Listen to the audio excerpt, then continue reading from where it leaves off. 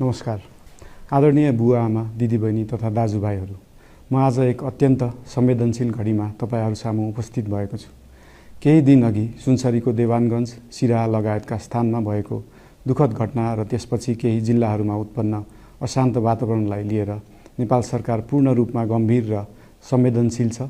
यस दुःखद घटनामा परि निधन हुनुभएका हाम्रा नागरिकहरू जयप्रकाश मेहता, ओम प्रकाश मेहता र गणेश यादवप्रति म भावपूर्ण श्रद्धाञ्जली अर्पण गर्दछु।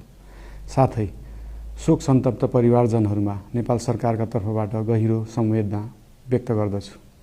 घटनामा परि घाइते हुनुभएका सम्पूर्ण नागरिकहरूको शीघ्र स्वास्थ्य लाभको कामना गर्दछु। घाइतेहरूको उपचारमा कुनै पनि प्रकारको कमी वा ढिलाइ हुन नदिन सम्बन्धित स्वास्थ्य निकायहरूलाई स्पष्ट निर्देशन दिइसकिएको छ।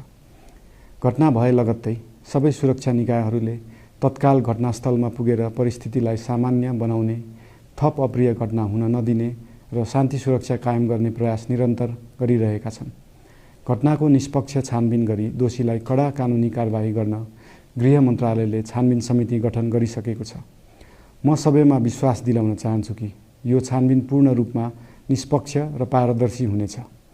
घटनामा संलग्न दोषी जो कोही भए पनि कानुनी दायरामा ल्याउन सरकार प्रतिबद्ध छ।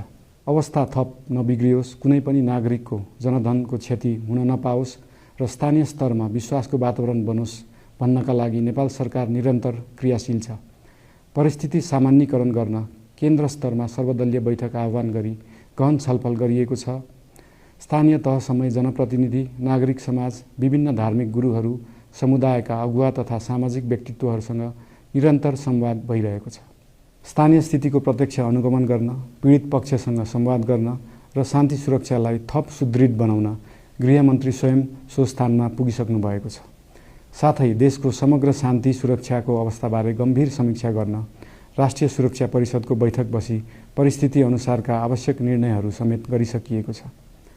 यस्तो संवेदनशील घडीमा सामाजिक सञ्जाल वा अन्य माध्यमबाट असत्य, अपुष्ट सूचना, अफवाह, घृणा फैलाउने सामग्री वा समुदायबीच वैमनस्य बढाउने अभिव्यक्ति प्रचार प्रसार नगराउन अनुरोध गर्दछु। साथै सरकारी निकायहरूबाट जारी भएका आधिकारिक तथ्य र सूचना मात्र विश्वास गर्न विशेष आग्रह गर्दछु। प्रत्येक नागरिकको जीवधनको रक्षा गर्नु, सामाजिक सद्भाव जोगाउनु र समाजमा शान्ति कायम राख्नु राज्यको सर्वोच्च र प्राथमिक दायित्व हो। आगामी दिनमा पनि राज्य थप सतर्क र संवेदनशील रहनेछ। प्रत्येक नागरिकको जीवन सुरक्षाका लागि सरकारका सम्पूर्ण संयन्त्रहरू अहोरात्र खटिनेछन्।